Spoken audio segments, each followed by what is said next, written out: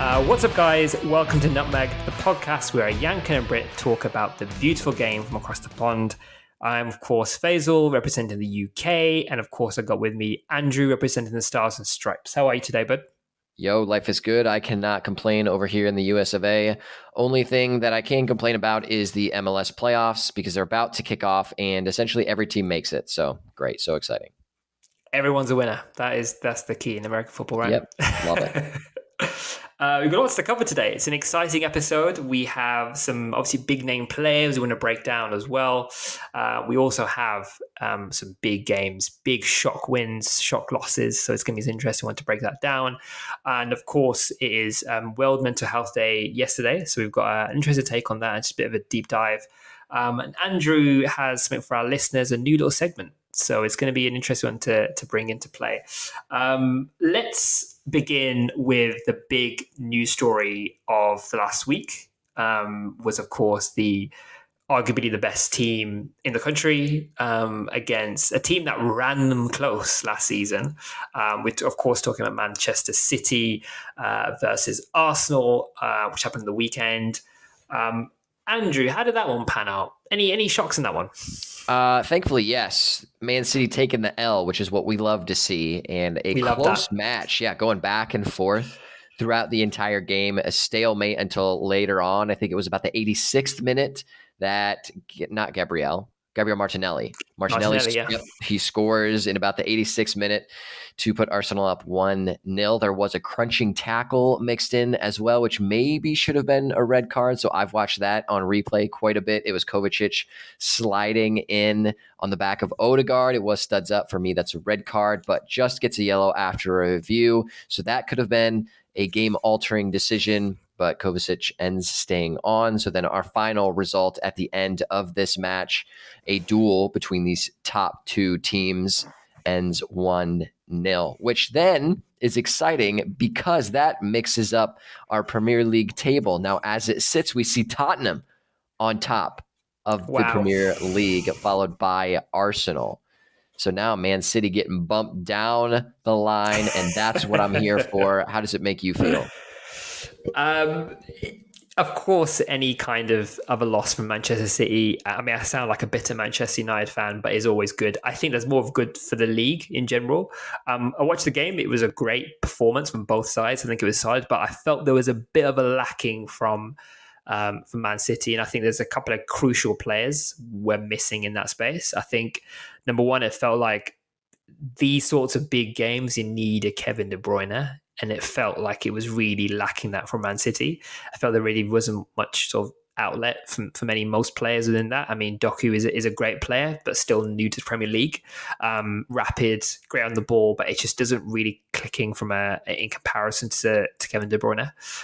Also, you're looking at the way I kind of see this and was every ball Arsenal are going for it. Like it feels there's almost like a new mentality, a mentality has been instilled in this team by Arteta that is gunning for every single ball, making sure that that you've got options to your left and your right. There's always options to play, and I think he's building a great team. So overall, I think is more to do with Arsenal just being really on it, and perhaps City kind of lacking a few things. And I think there's two kind of crucial points in that as well. I think the fact, and I want to pose this to you potentially as well, is Pep Guardiola is sold Mahrez, sold Gundogan as well, and two kind of key players in that respect, I argue, would be that. Has he really recruited correctly? Like, has he got a bit arrogant with it, and has he recruited correctly, or was it clear in that game? Anything else different to that? I would say that he probably has recruited correctly. They're definitely going through like a small transition because I still think Man City is one of the best teams in the world, if not the best team. But when it comes to being the best team, there are situations where you're not going to be performing perfect every single night, especially against another team that is maybe almost one of the best teams in the world right now. Arsenal coming on strong, having a very good team, some good depth. They have very good key players as well as stars on the pitch too. So I do think that they can rival Manchester City in that.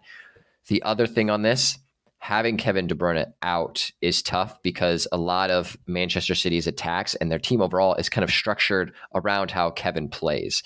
So when you have him in the game, I think it ends up being a different scoreline. I think Manchester City ends up winning, and I think they end up winning other games easier because De Bruyne really is such a difference maker, and I think he is one of the best players in the world.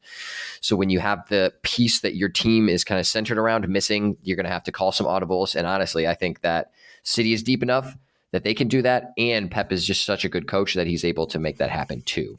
So I think that's kind of the reason that they're a little bit more brought down off of that pedestal at the moment.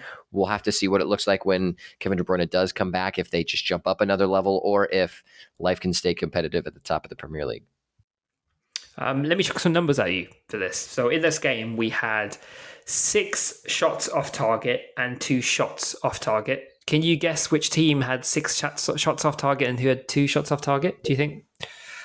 Actually, I don't know the answer to this. I would say the off-target shot would be City. No, as in who had, no, sorry. Who had, so both teams, one team had 6 shots off target, one team had 2 shots off target. Which one do you think had 6 and who had 2? I think Manchester City had 6 off target.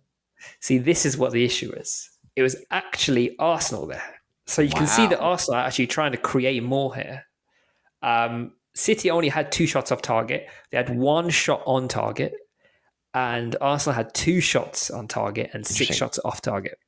So from like a playmaking perspective, from like looking to put the ball in different places, trying to ensure that you at least got the ball within the area you need to kind of get into, is far greater. But if you look at other passing stats, and this is what I was alluding to when you have kind of key players kind of pick that, and you mentioned obviously with Kevin De Bruyne as well, total passes here, right?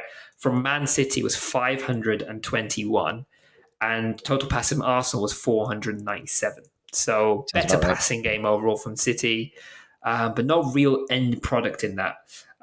So it's I mean, it was fairly neck and neck in terms of accurate passes, but actual individual passes just wasn't there. Interesting game, and I think you're right. I think it doesn't say it's too early to say how it is for Man City overall. I think there's nothing to worry about, and I think they'll probably end up winning it all. But it's just an interesting one to kind of see. It, in my opinion, it kind of showed key perhaps Man City are a squad that has got the depth. When you have the right team up against them who is gunning for every single ball, their talent maybe just isn't there as much. And when you have that shared determination, that creativity, perhaps that Odegaard has provided, and I mean, granted, it was a sloppy, deflected goal, right? It wasn't anything to write home about, but still interesting game overall. And like I said, it swings open the title race very early on, but makes it more interesting overall. Yeah, I agree. Let's talk about the other boys in Manchester. It is a win for the Reds, which is what we want to see from Manchester United. However, not in the way that we want to see it. You want to hit us up with that game breakdown? Yeah, it was. I mean, I went to this game thinking we could, off the back of our form, that we're probably not going to perform our best, but I did not think it would be as bad as it probably was in that game. So it was a scrappy game. In the first sort of 20 minutes, it felt like Man United were up for it. And we are getting the ball, getting to place, and then we had a couple of shots on target within the first 15, 20 minutes. You can sense the audience and the crowd is really behind Man United. Like it feels like a proper home game. And then there's just, I mean, I don't know how to put it into play here. And it's just another one of those defensive issues, defensive errors, midfield errors. I mean, I don't want to lay into Onana too much, but it was a really poor goal they've given away here. If you watch back the highlights to see that goal in particular, Casemiro's given the ball away, and all of a sudden everyone just starts panicking in defense. The ball swings out to the left, and players are trying their best to try and kind of get into the right spaces. It's not working out at all. It feels like just like a sheer panic in the place. Ball goes in, and it's in a point where I think most keepers would be able to save it. And granted, there's perhaps a positional issue with perhaps one of the defenders in the way, but I just did not see that bad of a save and that bad of a miss really from Onana. So it goes down to 1-0. And then you can see Man United chasing the game. Brentford are up for it. And that second 45 minutes is us just trying our best to try and pull something into the right spaces. We've got players coming on. He's taken out Rashford. He's put on different players. Casemiro's off for half time. You're thinking, okay, maybe there's a different change in the game here. No, it's still 1-0. It gets to the 88th minute, I think, 87th, 86th minute, I think it is. And you see Scott McTominay being sort of warmed up on the line. You're thinking, okay, for Scotland, he's scoring for fun.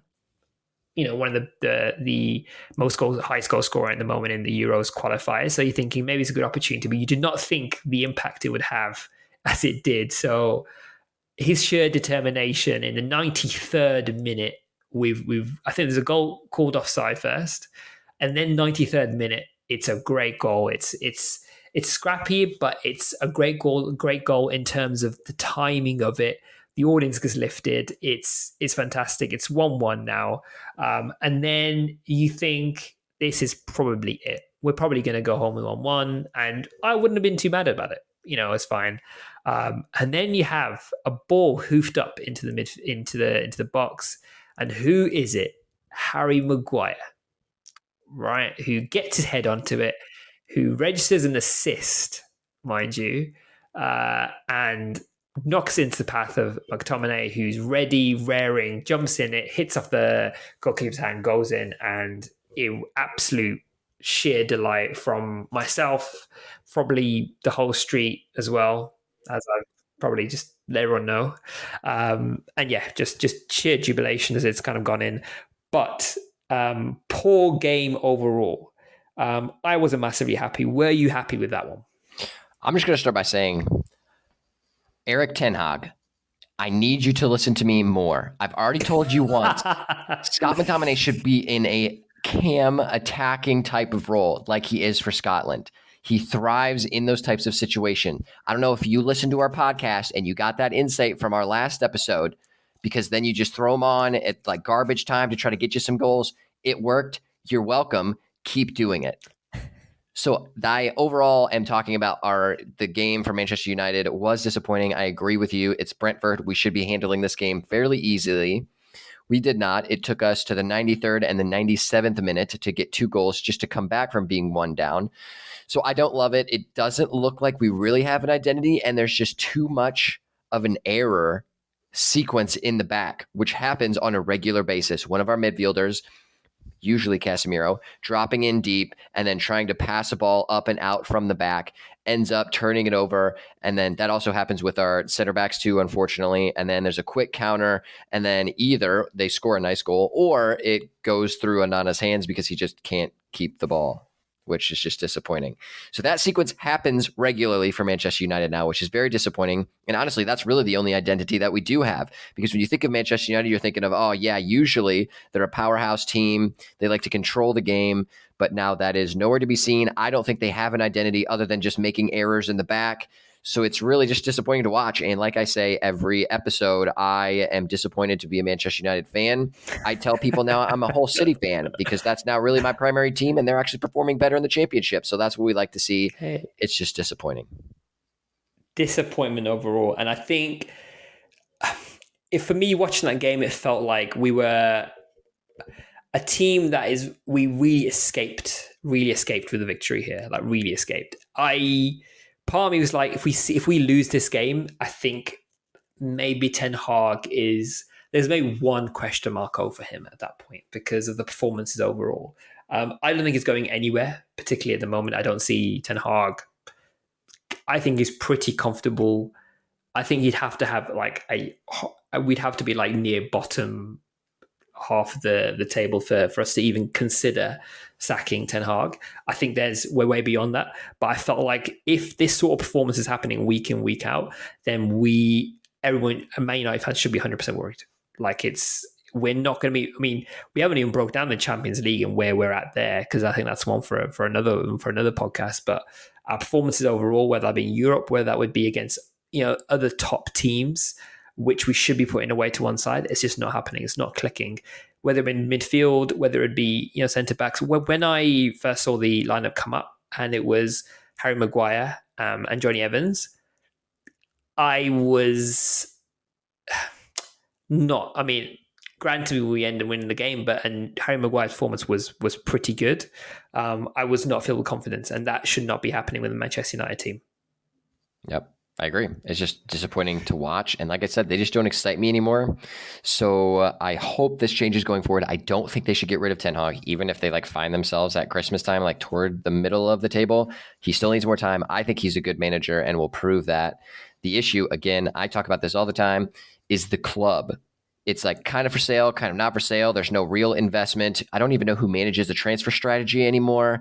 I don't think that's managed appropriately. We talked about the amount we spent on Mason Mount. I'm not a fan of that. So there just needs to be more organization happening inside of Manchester United. So Eric Ten Hag, we know now that you listen to our episodes because you listen to me talk about Scott McTominay. So now pass along our episodes to the higher ups at Manchester United so that they can get some backroom staff organization happening, because that's the next step to making things successful. Because I love Scott McTominay, but we can't rely on him to fully carry the load of Manchester United. So we got to get the backroom staff organized too. Bang on. And let's get out of Manchester United, because I feel like a cloud begins to build on this podcast as we speak about our worries and woes about Manchester United. I'm hoping in the later episodes we have better performances and we can talk about how other teams are afraid of coming to the fortress that is Manchester United. But there is one team that is perhaps doing pretty well in the Champions League. A team that perhaps you think would, when they saw their group come out, really not massively perform too well or even get out their group. But this game was going to be, I thought, would be the game that they would probably just be happy with the draw. But no, this is, of course, we're talking about the mighty Newcastle against PSG. Great game. What'd you make of it? What'd you make of the score? Yeah, so 4-1 is your final, and in favor of Newcastle, not PSG, as many would have assumed going into this match. Super exciting. Newcastle looked like they were the PSG of old. They were about it. They were excited to be there, which makes sense because they haven't been in the Champions League for quite some time. So that excitement, I think, was helpful, and that's even what Eddie Howe said. They used controlled emotion. That was his quote about how they ended up beating PSG. And I think that absolutely was the case, because when you look at the PSG side, they just didn't look up for it. They weren't exciting. They were a little bit lethargic. They didn't have the energy that you would expect a team, just any team in the Champions League in general. So those two things coinciding, I just think surprised everyone in the football world. But then also, I think the energy and that controlled emotion from Newcastle surprised PSG at the same time as well. So I'm kind of curious about seeing how PSG responds to that, and specifically how Mbappe responds to that, because he's supposed to be the leader of the team. He's supposed to be competing for title of best player in the world. We'll see if that actually is the case. There is still time for this matchup to play out where both teams end up being all right, because when it comes to the group that both are in, so Newcastle sits at the top currently with 4 points, PSG in second place with 3 points. Then you have Milan with 2 and Dortmund with 1. So definitely the group of death. It can swing and change as we see more games play out, but that's where they sit at the moment. So I'm going to throw a question to you. Who do you think will be the two sitting at the top of this group when all is said and done? As you were speaking, as you were putting through the four in that group there, my initial thought was, I genuinely think PSG turn this around. I don't see them faltering. I think it's Champions League, and I think that will see a wake up call to them within the Champions League. They are not going to throw away. It's one game. Then they're not going to perform and beat the other teams in the other fixtures. So I also think that when Newcastle go to PSG, it'll be a very different story, in my opinion. And I don't see them really getting much out of that game. So I say PSG makes it through 100%. That's my initial thought. And then it kind of goes into the rest of the league. Dortmund, Milan, and Newcastle. It's tough because Dortmund have been performing well in the Bundesliga, and Milan are again in that space as well. But I, just being obviously a Premier League fan, I would argue that I say Newcastle makes it. I said Newcastle go through second. I can see them nicking points of Dortmund. I can see them. I can see Milan coming to Newcastle and getting beat. So you've got a couple of points within there in that respect as well. So my prediction is definitely PSG and Newcastle escaping that group. I would echo the first team. I guess maybe the second team you mentioned. I think Newcastle gets through, especially sitting on 4 points now. They're in really good shape. And then their next Champions League match is against Borussia Dortmund. So the team at the bottom with 1. So yeah, that will probably be a place for Newcastle to get some points off of them. If that is the case, if they just get 1 point, they're going to be sitting in a nice spot. Then that means PSG faces AC Milan. That is at home, so maybe that is what they need to try to get some of their energy back. But I'm going to say an upset for PSG. I think they need a reset. I'm going to have Milan going through along with Newcastle. Milan. Wow, you don't think PSG make it? I don't. I just, after that performance, I don't see what Luis Enrique can do to inspire his team, because like this team is kind of like a manufactured team, almost like City. You just give them a bunch of money because they become owned by like the Middle East, and then it's not like a true identity. What are you actually fighting for? Do you really love the club? Are you there to be your own type of player, like some argue Mbappe is? So it's going to be tough, I think, from my standpoint, to see Luis Enrique doing anything to get them spicy up enough to fight and to get some points. I mean, you're banging. I think Mbappe is an interesting one because I feel like maybe he's still mentally probably already at Real Madrid. And he almost feels a little bit like he's carrying this club. And if he's not performing, perhaps the club isn't performing. As well as that, you brought in players like Ousmane Dembele. And in that game, he just was not looking great. I think he's a great player and he's done well. I think he's always playing with injuries. And at Barcelona, I think there was definitely opportunity. If he stayed there, maybe it would have been different. But I just don't think Dembele is really that player. Unfortunately, that's really going to light the likes of Mbappe and the rest of the PSG squad. And then you got Gonçalo. I can't pronounce his first name. Ramos. Portuguese striker up front, which I really like. I think he's a great striker, but I don't know whether they've got the creativity really.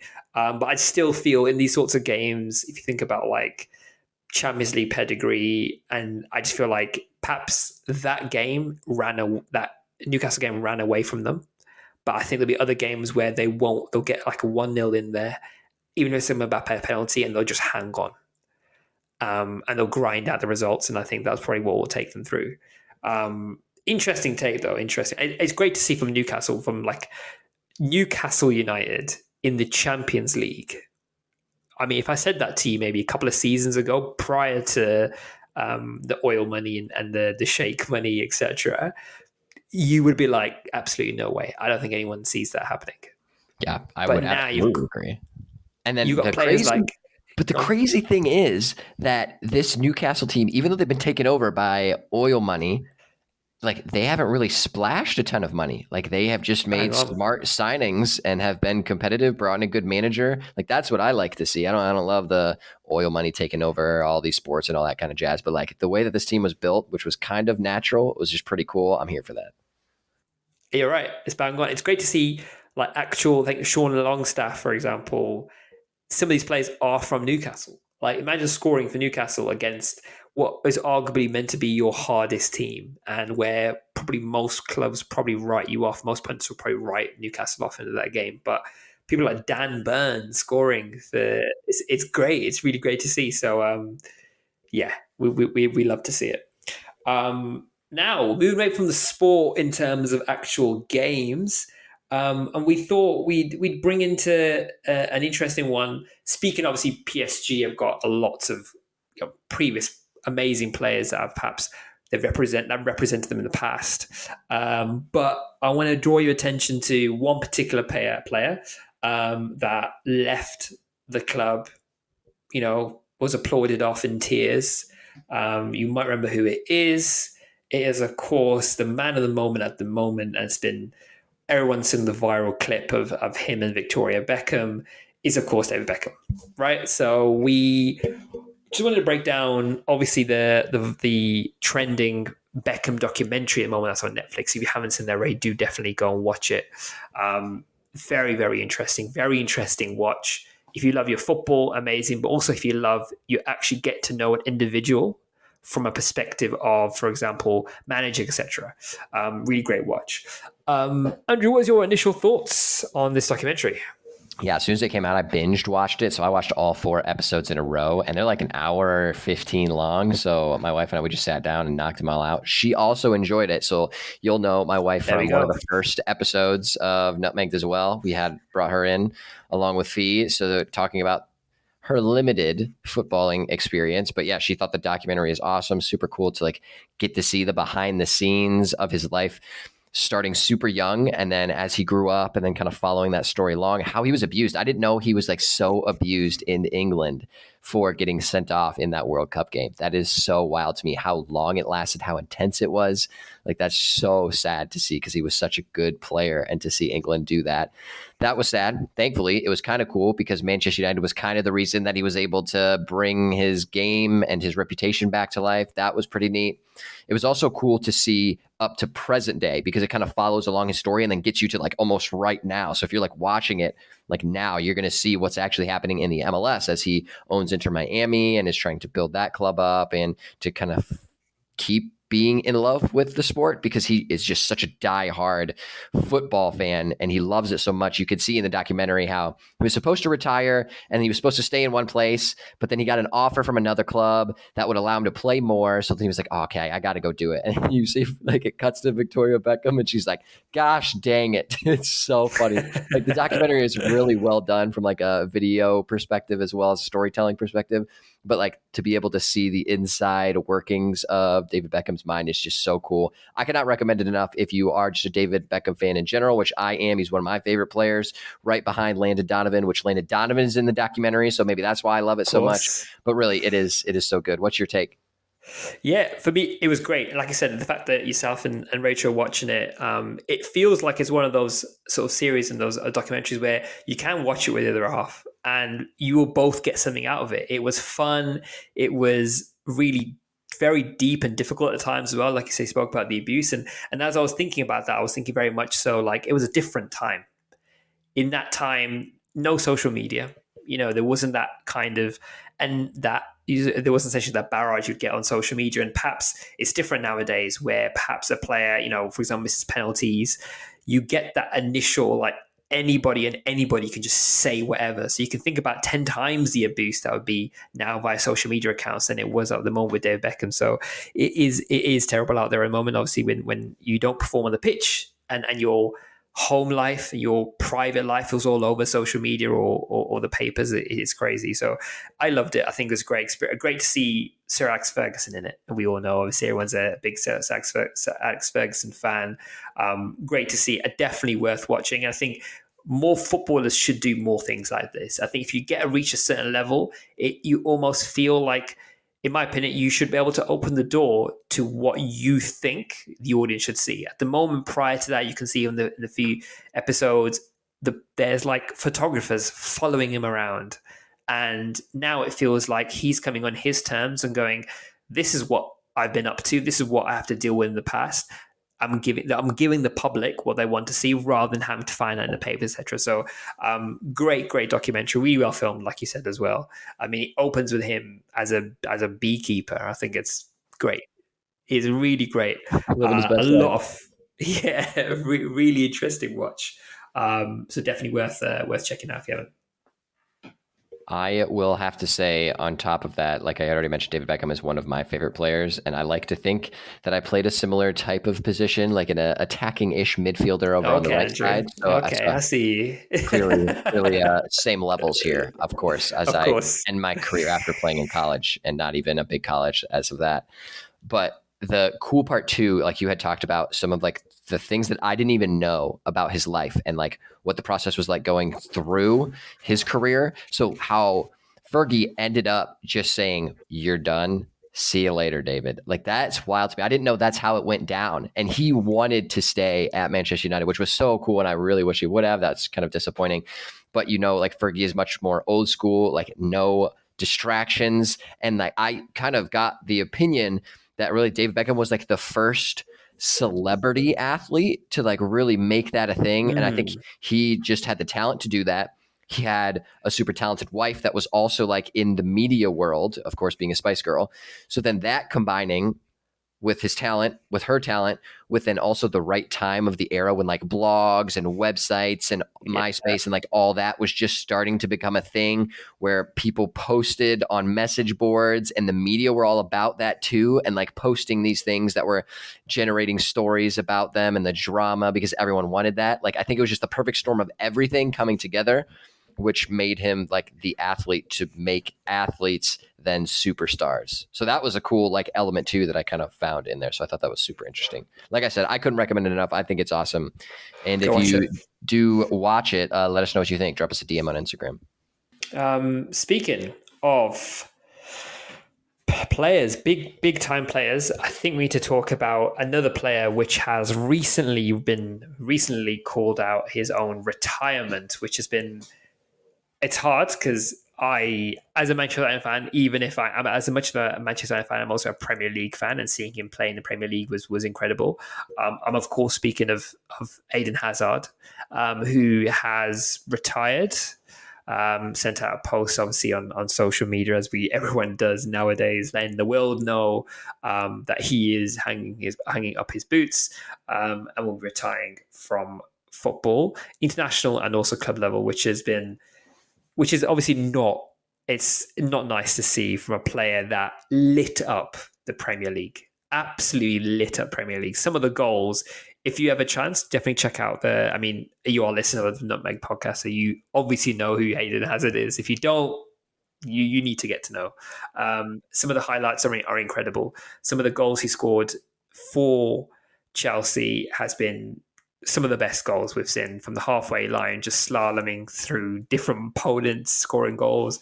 And I will forever remember Eden Hazard for the goal that actually that meant that Leicester won the Premier League. I think it was against Tottenham Hotspur.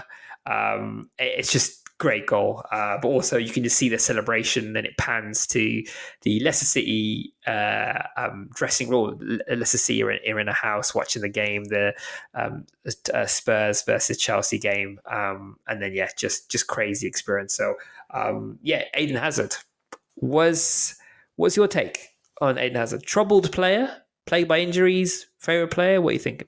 Kind of a weird way to end his career, because it seems like Chelsea, like solid player, really good. I was never a huge fan. I thought he was like I said, solid player, good, can score some goals. But I never thought he was like an elite level player, which it seems like a lot of people think that of him. I never got that vibe. And then as soon as he went to Real Madrid, just off of a cliff, totally different type of person. And I remember when that transfer happened, a lot of people talking about him being out of shape and overweight, which I never read too much into those stories. And like, sure, he's probably out of shape. It's easy to get out of shape when you're a professional athlete, especially coming off of an off season if you're not about it and not seriously training. But like the just drop off from like, I would say top 85% of player in the Premier League, if not higher than that, then to go to like absolutely zero, like nothing, providing no value to Real Madrid at all after making that big transfer move. So confusing to me. I'm not sure what happened. It was disappointing to see him retire after coming through all of that and not really ending on a high note, which I would have probably liked to see him go to like a boyhood club that he enjoyed or that he played for or something like that, because I don't even know his career all that well. So I would have liked to seen that and to like maybe just spice up his career a little bit, just get off of like that bottom floor that he's at right now. Because like, I said he was a really good player, solid, should have ended better for him. What is your take on Mr. Hazard?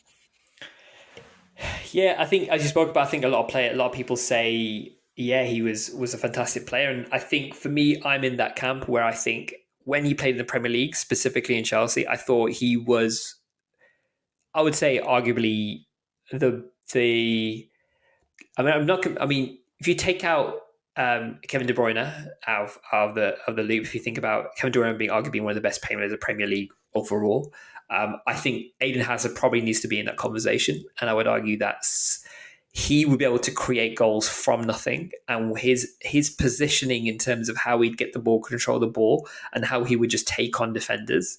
It was an absolute nightmare to play. And as a Manchester United fan, watching him line up for Chelsea, you know you're going to man mark Aiden Hazard just as standard. And I think what also is quite sad is his career for Belgium didn't really kick off too much. And I think there was a point where Belgium's squad was the talent that they had. It was, I think they were had to lift something like a cup, whether it be the Euros, World Cup, for example. They'd always have to be in that space. But it just didn't really click for the Belgian squad. It didn't click for Aiden Hazard either, which is a shame. He didn't bring his form from Chelsea into the international team. But I think he's also quite a funny player. As I see some of the interviews, there's been some really great moments with him. I think, like I said, it's. But then you see him go to Real Madrid, and it just, like you said, tanks. I would really love to hear what happened, like what actually happened at Real Madrid. That's a documentary I've watched. That's what I'd hit that up all day.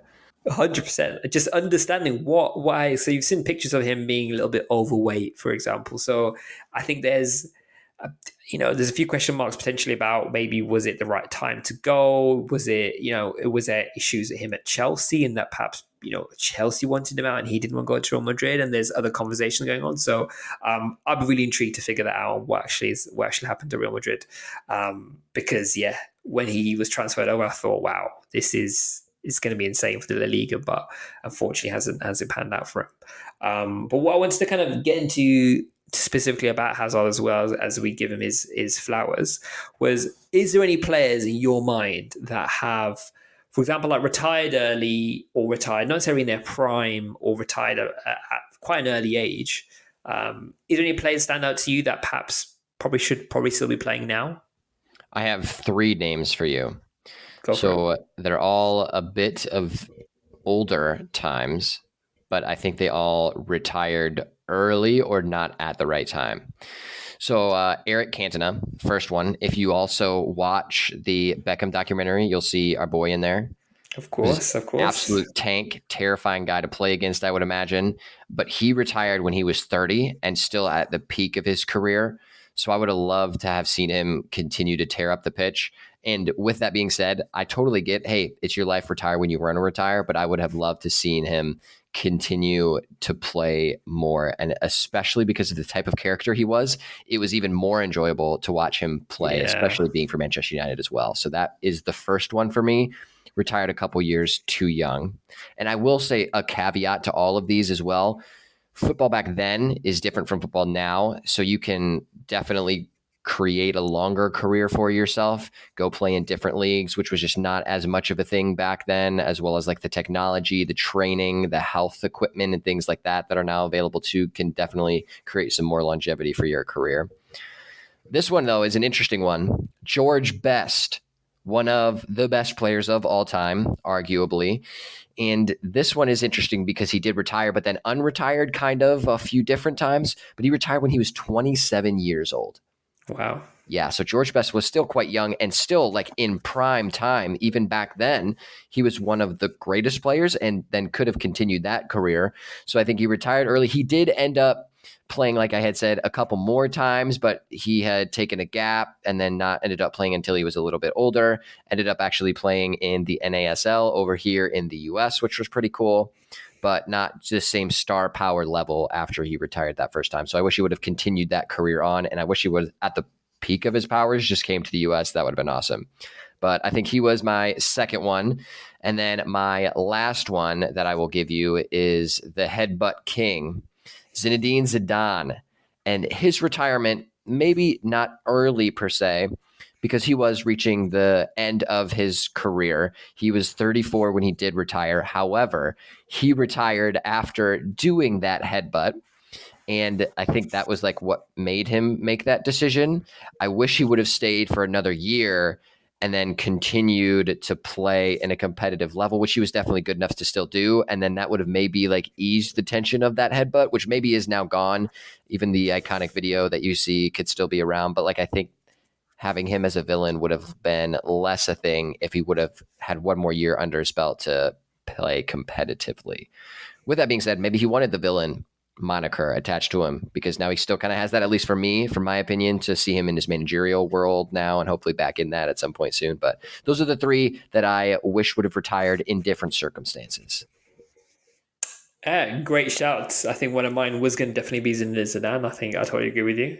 I think there's definitely scope for him if he was playing, like I said, another season under his belt. I think it would have been really interesting to kind of see how that post the headbutt would have panned out for him.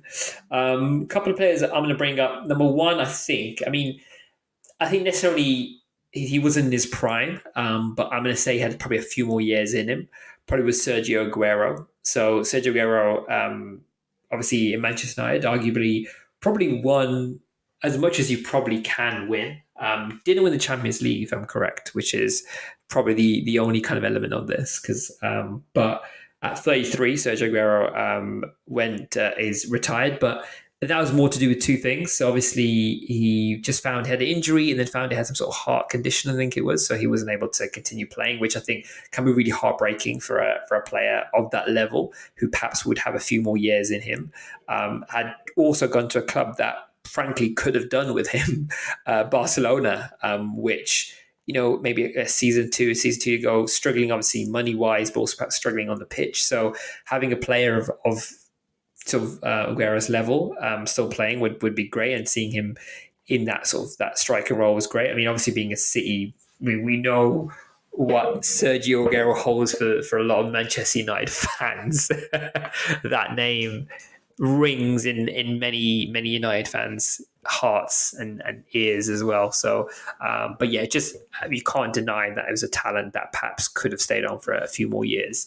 The next one is actually an Arsenal player, and I think he was listed as potentially being one of the best midfielders, and should have been probably one of England's best midfielders.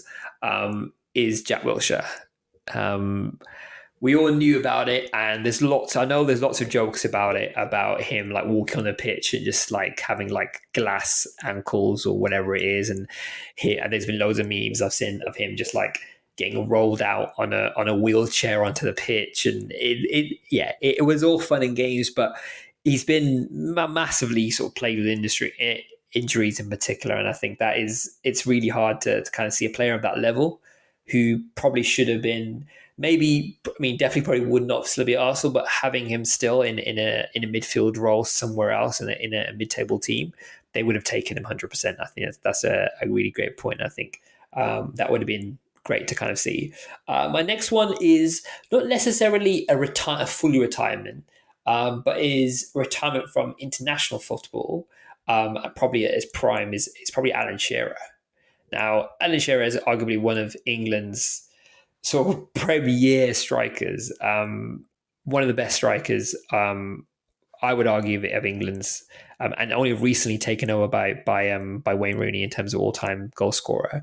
Fantastic player, and I think he ended up leaving his England international career, retiring his England international career quite early on. I think it was about 33, potentially 33. So I think for a player of that level who's been performing week in, week out for the likes of Blackburn Rovers and Newcastle, millions of pounds at the time, to move him from was it Newcastle to Blackburn, and Blackburn potentially might go back to Newcastle again. So incredible player of our time in particular. So the fact that he perhaps could have stayed on, potentially could England therefore have won maybe another Euros, potentially another opportunities at World Cup, that could be an option. But so I would drop in Alan Shearer there, which is a cheeky one because he didn't technically retire, but he retired from international football, which I think in his peak must have been hard. Yeah, I think those are all good ones too. I'll throw another one at you based on international retirement. I think and believe that if Landon Donovan would have been a part of the 2017 U.S. men's national team roster that lost to Trinidad and Tobago, I think we would have done what we needed to do in that match to end up qualifying for the World Cup. We had a very stupid coach who was German, who I will not even say his name because I'm not a fan, had a riff of sorts with some of the older players and specifically Landon Donovan, and I was very disappointed to not have him a part of that squad. And the way that he was phased out of playing, which it almost forced him into early retirement for international duty, which he was getting toward the end of his career, but still a solid, amazing player that would have started. And I would have loved to seen that happen. And I think the U.S. would have had better results if that was the case. And then one player that I would have liked to never have retire would have been Robin Van Persie. Just watching him play. Oh, wow. So exciting. And I love his style. He's like a cool guy. He's a beautiful man, just everything about him. I wish he would continue to play. So that's what I appreciate about Oliver Giroud. He's a beautiful man and continues to play into his career. So we much appreciate that. And thank you for taking Captain America under your wing as well. There in Italy. Speaking of players I think should still probably be playing and is one of my favorite players of all time, Wayne Rooney. Now, I think in the earlier episodes we asked what our favorite players were. Always one of my favorite players of all time. I still am gutted that he is no longer playing. I reckon he could somebody play. Wayne Rooney, of course, just has been announced as the new Birmingham City Football Club manager, has left his team in the MLS. Mixed. I mean, I'm not really sure about how his performance was out in the US, but I know someone who does. Andrew, what is your thoughts on Wayne Rooney's legacy in the US? What are your thoughts? I will give a little caveat to start this. I'm not a huge fan of MLS because our soccer system over here is closed. So we don't have promotion relegation. We don't have a way for teams that are doing really well in a lower division, which we don't even have, to move up levels. Because it is closed, the only way to do that is to pay a bunch of money. So if you pay money, you're down in this division, you can jump up to any division you want as long as you got enough money. Hate it. So that's why I'm not super plugged in to the soccer world over here other than the lower league stuff like with Delaware Rising. However, I do pay attention to what happens in the soccer inklings around here. And yes, Wayne Rooney leaving DC United. So he has kind of a mixed reputation, personally and from what I've experienced as well. So coming over as a player to also play for DC United, played there for like a season and a half, maybe 2 full seasons, but he ended up having one of the most iconic MLS experiences or plays, if you could call it that, where he is in the team for DC United. It's toward the end of the game. They need a goal. The DC United team, they're pushing up, but then there's an open goal in the back. The player for the other team is running down. They get the ball on a fast break. Rooney's the only one that's back. He's sprinting back, slide tackles, gets the ball. Not only that, then gets the ball, flicks it up to Acosta, short player who actually might win MLS Player of the Year this year, and then heads it in for the goal. Everyone goes nuts. Absolutely crazy, wild experience. Wayne Rooney, the architect of that play. So that, I think, helps his legacy a lot because that really is such a cool moment in MLS history, in DC history too. So that was great to see. And I think he ended his playing career in the US on a high because of that. And DC was fairly competitive during his times there too. Now it was a little bit weird, him coming back as a manager, just because I think he did some things that were kind of weird, maybe like interesting per se. So he, as a manager, originally was going to be part of DC United management, came for that. But then there were a couple weird stories that came out. One, his family, specifically his wife, did not want to be there. So they ended up staying in England and just coming and visiting. So that was an interesting story. The other element of that too, then, since he wasn't living with his family, he had to live somewhere else, and he was apparently living with some of the players, and he was trying to like relive some of his younger days because if you watch the Rooney documentary, I think it's like on Amazon, maybe, super good, and he didn't really get to have like a teenage life because he was such a good player right away and just had to be so mature and then playing at these levels. So some of the stories were saying he like trying to relive that experience that he didn't have, which happens with a lot of people. So he ended up living with some of the DC players for a little bit, was out partying, found him at bars and stuff like that. So can't fault him. Hey, live your life. But that was kind of a weird experience too, as a manager coming in, taking over from that front. So I think that tainted the opinion of him in the public sphere. And then on top of that, DC not being one of the best teams under his management didn't help as well. So I think it would have been better for him to not come and manage in the US. And he probably should have had that conversation with his wife and family, because if she would have been able to persuade him to just stay and manage in England or anywhere else in the surrounding European region, I think it would have been better for him, because now I think his managerial side has tainted his reputation, even though he had such a good reputation as a player. So I think they're just kind of on opposite ends of the spectrum. But I think from an American's perspective, that's kind of how we view it. Awesome player, did some cool stuff in the twilight years of his retirement playing in the MLS, but then coming in as a manager, some weird stories, weird ways that he kind of lived his life here. So yeah, that's kind of what I see as the perspective of Mr. Wayne Rooney here in the US. It's an interesting one because I don't remember hearing any of that. So it's really interesting to kind of hear that kind of football side of Wayne Rooney being in the US, actually. Because, like I said, we just see it as, from our perspective, as being a Manchester United striker and an England all-time scorer as well, and being and almost trying to ply his trade in the US to was obviously to bring more from a US football perspective, the MLS, more kind of bring more money, similar to Gareth Bale, for example, and being a player of that level to come to the MLS is huge, right? You can see that from Lionel Messi. So I think it was great for him to go out there and support American football in America in particular. But it was weird. I did remember hearing a little bit about the fact that none of his family was there. And I think that's another reason why he is going to come back to the UK, and specifically to Birmingham as well, which is interesting to be closer. But I think he will do well. I think perhaps what he kind of needs is that kind of that balance here in the UK. He's got his family down here as well. I don't know how he is as a manager. So, like I said, you mentioned how DC United weren't great under his managership. So it'd be interesting to kind of see how he kind of pans out for a championship team that is, trying to go for the Premier League. And I think it'd be great to see in the Premier League. Is he a potential future Manchester United manager? Is he a future Everton manager potentially? So yeah, I think there's a lot of scope for him to get better and to become, a good solid manager. And it'd be great to see a manager of that level of like being such an England legend, Man United, and let's be real, an Everton legend, be able to kind of perform well at the manager level would be great. Similar to Vincent Kompany, for example, that he's done for Burnley and where he's at. So, yeah, interesting and exciting times for Wayne Rooney as a whole.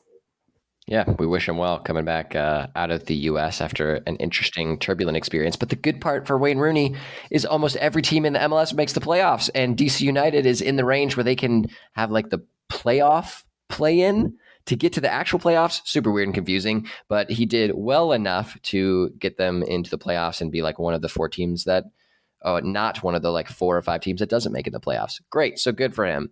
I do know he did have a difficult time with that transition, of course, not being with your family, all that kind of stuff. It weighs on your head. So with that being said, yesterday, Mental Health Awareness Day. So we want to talk about something really cool that Norwich City did and published, which I ended up just seeing on Twitter. It was a really cool video. How did you take it when you saw it? Yeah, if you haven't seen this video, I genuinely think I would honestly plead you guys to go and check it out. It is fantastic.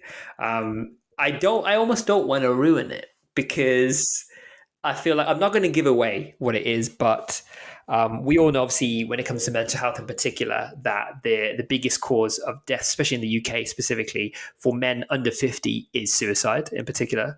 And obviously, as mental health awareness, World Mental Health Day, that was yesterday, a lot of it is around sport in particular, and about how if you're going to football, for example, with fellow fans, or you're going to watch it with your brother or whoever it is, your dad, whoever it is, it's about talking.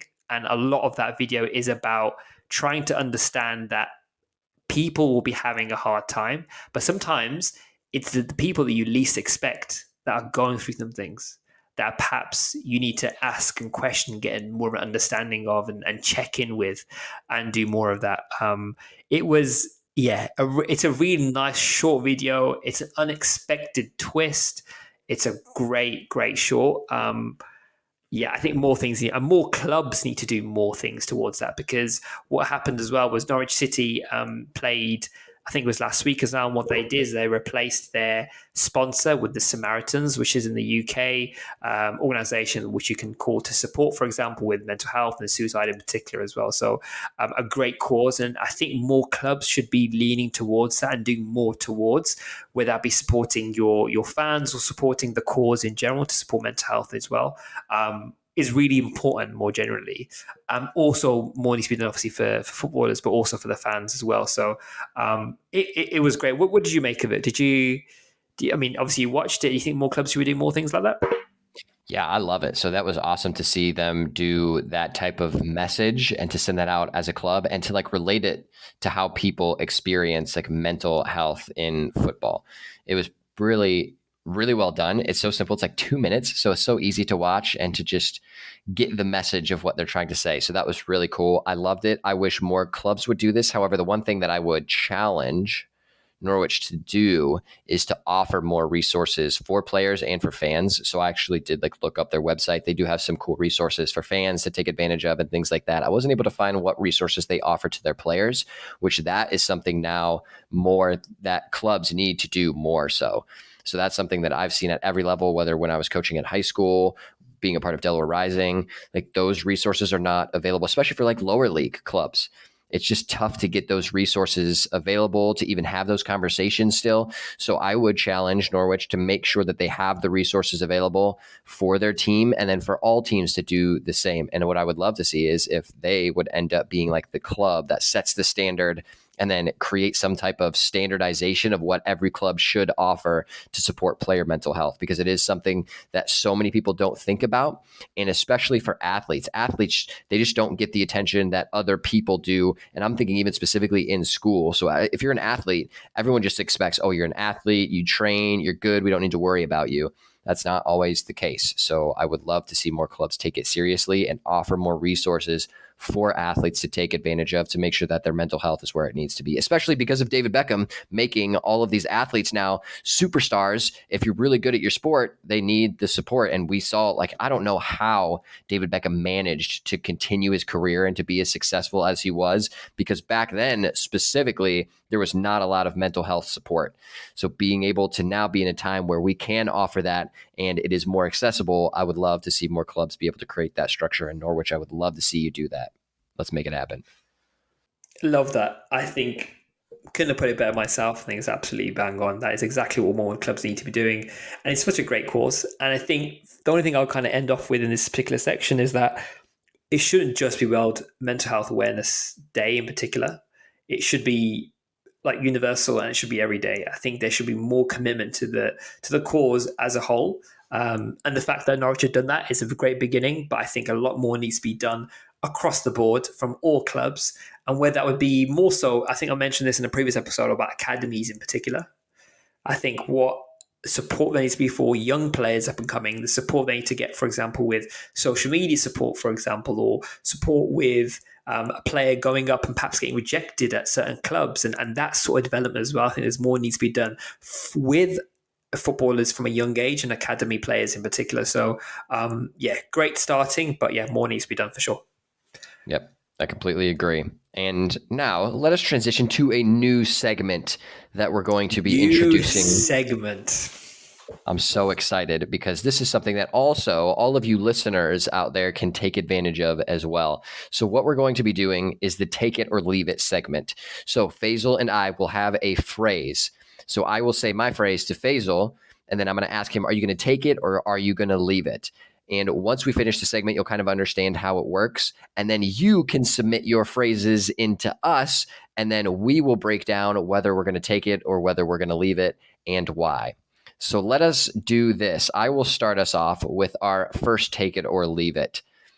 Now, Faisal, will you be taking or leaving this? Haaland will be a leading goal scorer in the Premier League for 3 seasons in a row. We're starting off strong. It's an interesting one because I'm just going to break this down before I kind of give you my answer for it. The key really is 2 parts. It's 3 seasons. Is there going to be a player in the next 3 seasons better than Erling Haaland? Is my first question. By the looks of it, Probably not, I would say. He's still really young. He's got so much potential. City as an infrastructure and Pep Guardiola, if he's maybe does he go anywhere between now and the next 3 seasons? Probably not. Even any manager is probably going to get the best out of Erling Haaland, in my opinion. So I therefore again supports that is likely. Any manager gets the best out of Erling Haaland. Man City as an organization has definitely got the support there, and it's definitely going to be a club which is always going to have their key striker in that space. So there's that, and also the fact that I don't see much competition for Erling Haaland right now at the moment from other strikers. With the lack of Harry Kane in the Premier League, I don't see there anything else. I mean, I'm not sure what the second. I mean, could Mohamed Salah be in that space? Probably not. I think maybe he's maybe peaked potentially. So the next 3 seasons, that would be also take us into a Euros, is it? If I'm mistaken, a Euros and potentially so. He's going to get confidence there. He's going to get goals there, and I am going to, off the back of that, as I've spoken out, I'm going to say I'm going to take it. It's 3 seasons. It's Erling Haaland. It's Man City. Those are your 3 reasons. And he's extremely young, so it's definitely going to be opportunities for him to beat his own records. So yeah, I'm going to take it. I think I will also take it because he is just such a physical specimen, and he's in probably the best team in the world with the best manager. And like you had said, yes, not anything really in that world is going to change. So I think that will allow him, maybe not in the next 3, but over like the next 5 years, I think he will have a run of 3 years where he will be the top goal scorer in the Premier League. But that being said, there are only 2 others in the Premier League era that have done this. And those 2 individuals are Thierry Henry and Alan Shearer. So those 2, like crazy, amazing players, legends of the game. So that means he has to make it to that level, which I think he will. So I'm going to take it. Done. Erling Haaland's going to be a triple threat goal scorer for the Premier League. Triple threat. We love that. We don't love that as Manchester United fan, but we love that for the Premier League. Yeah, so mine is a little bit on the nose, being from the US. I'm going to throw in something here. We're going to move away from the MLS because I appreciate we're aware of our true feelings towards the MLS in particular and the setup they have at the moment. But I'm going to talk about more international football. And my take it or leave it is the USA, right, will never win a major tournament. Now, I say that major in terms of the equivalent to the Euros, for example. So I don't necessarily mean just World Cup. You mentioned potentially, I think the US has like the Gold Cup, whereas a few of the kind of North America versus South America. It will essentially within. Do you know what? Never's actually a strong terminology. Let me change that. Right. Let's say within the next 10 years. Now, 10 years is a large amount of time, right? The USA, the United States men's team in particular, let's clarify, so the men's team in particular, won't win a major tournament in 10 years. Take it or leave it. Yeah, that's a tough one. I was going to say I'm going to leave it if it's forever, because I think overall, eventually, the U.S. will get their butt into shape and finally start winning some stuff. However, within the next 10 years, so that's essentially 2 World Cups. And then there's like the weird thing that they're trying to do. So yes, we have the Gold Cup and some other like intercontinental competitions over here, which I don't even know all of them because they keep changing them and doing new ones and all this kind of stuff. But I think there is talks, and maybe this next year will be the first time where there is like an invitation for the North American teams, which normally just play like the Central American teams. So like your Panamas, Honduras, teams like that. But now there's an invitation to also include South American teams. So now your big boys. So we're talking like Argentina, Brazil, clubs like that. So I think that, which is going to be cool and should happen, kind of like the Euros, which is nice for Europe because they're all close together. So this is going to be much more of a travel type of situation. But I think that makes sense, having like the 2 Americas have some type of major tournament. Really cool. I'm here for that. Now, if I'm going to take it or leave it, I'm still on the fence because there are a lot of good teams in South America, and our U.S. side of things has kind of felt like it's stagnated for the past maybe 4 to 6 years. Missing out on the World Cup has really hurt us on that front. We've been missing kind of a generation of players on that side of things at that time frame as well, that would have been kind of in their peaks now, that would have been able to train other players. So I think with all of that being said, I'm going to leave this one. So I don't think that the US will win a major tournament in the next 10 years. Granted, we'll have to see how this other major, like kind of Euros thing happens with the Americas. I'm interested to see how that layout happens. I still, even if it does become like a Euro structure, I don't think the US will win that against some of those South American teams as long as those teams take it seriously. So I don't think they'll win that. And I don't think that they will win a World Cup in the next 10 years. That being said, we'll probably still win the Gold Cup and some of those other smaller tournaments because we normally do. But other than that, no, I don't think that they will win a major tournament in the next 10 years. I'm leaving it. You can have it. I would have to unfortunately agree with you, and I say that because, and it goes back to the MLS. I don't think the setup there is good enough for USA homegrown players to really perform at a high level. I don't think, and that's a shame because I think for what the football world, what the US is doing for footballing world in general, with the likes obviously David Beckham and Gareth Bale, etc., and these players coming in and serving the opportunity to play top quality football, high quality football, and the infrastructure that obviously people like David Beckham, for example, are building with big clubs. So it is a shame, but unfortunately, I would have to agree with you. I think that's mainly also due to the fact that other teams are just stronger and have better infrastructures than the US at the moment, which is a shame. But we shall see whether these come to life. And you know what is just so stupid? Like, there are awesome cities around the United States. So Miami, great example. Players would love to go to Miami, spend time, hang out there. You've seen with some of the players in their later like career lives come there. Messi is a great example. However, since we have all these cities, wouldn't it make sense to try to build a competitive league where players would want to go and to live in cities like Miami or some of the other big markets like in New York? Exciting. Wouldn't that be cool? And I know a lot of international players would love to do that, even domestic players as well. But MLS creates such a closed structure that it's not a competitive league because you don't have that fighting, that the fight or flight situation where if you're in the bottom, you get relegated and then the lower leagues get to promote. You don't have that. So there's like not as much competition. It's not as exciting. You don't have that drama added in. So I am not a fan. I'm also not a fan of the way that they've restructured their playoff situation by adding more teams, because then that makes the regular season worthless, because if everyone almost gets into the playoffs and you don't really have to try that hard to get into the playoffs, which then they just try to make the playoffs more exciting. So it is just a mess over here, in my opinion, in the top tier, which we don't even have, of soccer in the US. It's just very disappointing. So yeah, you're right as well. I don't think that is helping us at all. So that really solidifies my answer of I'm taking this one and throwing it in the bin. Throw it in the bin. Okay, as we kind of close out this episode, it's been a jam-packed one. We've covered a lot in this. It's been great as usual. Want to close off with your nutmegged of the week as we see out this episode. What you got for us? Well, it is more MLS banter, baby. So our nutmeg of the week for myself is that in the MLS, I've talked about it, the playoffs are now going to start taking place. Almost every team makes it. We don't really care about that. However, the issue is that Inter Miami has missed the playoffs.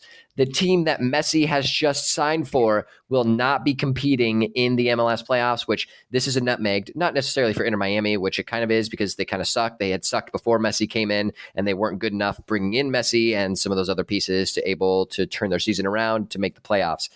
That's a bummer. Certainly it could be a nutmeg in and of itself, but the nutmeg is really for MLS, because the MLS created this structure, this whole deal to bring Messi in to take advantage of his star power to try to turn MLS into something that other countries, other markets want to watch. I don't think that they have done a good enough job of doing that quite yet. And this isn't really a nutmeg again on MLS. Again, just the way that they've handled the media around Messi could be a nutmeg of its own. But really, the nutmeg is just the universe taking over and saying, even though you paid all this money to bring one of the best players in the world in to play for Inter Miami to try to resurrect their season, it didn't work out. So overall, that whole scenario is just a nutmeg. Because honestly, being a non-MLSer and being just a general fan of chaos in soccer, I am here for that, and I think it's funny. So that is my nutmeg of the week. I really like that. Yeah, that's a really good point. When I did see that, I thought to myself, wow, like, I think there was a stat about the amount of games that Inter Miami have lost when he's not been on the pitch, and the comparison. I think they may have lost just one when he's been on the pitch, but maybe lost like 13 or something when he's off. So, yeah, it does say a lot, unfortunately, about Inter Miami. It gives a whole new meaning to like a one-man team, right? Like, if that is unfortunately the case. I had actually a couple. Actually, no, I had one, but then yours reminded me of another one potentially. The first one I'm going to say is no, so it's like a half nutmegged. Both of them are half nutmegged. They'll make one nutmegged. Hey, we own the show. We're going to do this, right? So my first kind of half nutmegged is the fact that I read as a report, potentially like an article that came in, that Saudi Arabia were looking to loan out Lionel Messi for 6 months while the off season of the MLS is happening. Now, there's a nutmeg for one reason. That just genuinely shows how Saudi Arabia are looking just literally for box office players, just to put in players in front of a TV so people can just watch. It just literally is. Let's just let's throw money at Lionel Messi just for 6 months worth of football, just to ensure that he's in the league, and we can say we've got Lionel Messi and Ronaldo in. Can you imagine, say, for example, he plays in a team opposite Cristiano Ronaldo? That one game would be one of the most hotly tipped games. Everyone will be streaming that. Like, the amount of money they would make off that one game alone would pay for Lionel Messi. So, it was widely reported, but it's not going ahead now, which I'm very glad about, because it's just like, wow, what are you doing here? So that's kind of like a half nutmeg. The second nutmeg was more for a bit of a Manchester United one. It's not really a fail, but for me, it's the Casemiro, Ten Hag's reasoning for taking Casemiro off. So obviously Casemiro was, unfortunately, for the goal against Brentford, it was taken off at half time, which again is interesting. But then the reason it was given, it was Ten Hag wanted more football and took off Casemiro in that respect. Now, I'm trying to get him to understand how, as a midfield player, you want more football from a player in the midfield in a particular game. Taking off one of your best, I would argue, midfielders just does not send the greatest message. And it's not, in my opinion, Ten Hag is not really looked at it correctly here. So it's kind of a half one. It just goes back to Casemiro's performances, and then speaks out to the rift whole thing with Sancho potentially, and perhaps is Ten Hag putting his foot in his mouth a little bit by saying statements like more football when you've got arguably one of your best midfielders and the player who's giving you more football. So yeah, couple of half ones, but I thought they're interesting ones to develop further for yourselves. So yeah, that's where we're at the moment. Yeah, really, just Manchester United in and of themselves are nutmegged, because it is just getting worse and worse. Like, yeah, just that type of scenario just means there's so much more unrest at the club. It needs to be sold, but never will. Huzzah. And on that note, we bring this episode to a close. It's been really fun. We've covered a lot. It's really exciting. Do, like you said, send in your take it or leaves it to us. I think it'd be really useful for us to just to have that conversation, get it out there, because there's some really nice statements that we can put out there for yourselves as well. Hopefully we'll see you guys soon. Thanks for listening. Andrew, any final points? Yeah, just like you said, hit us up with your take it or leave it phrases. Just drop us a DM on Instagram at Nutmeg Podcast, and we'll get you highlighted in our show, and hopefully it'll cause us to have some good debates. Wicked. Thanks for listening, guys. Have a great evening, great day, wherever you are. Take care. Peace.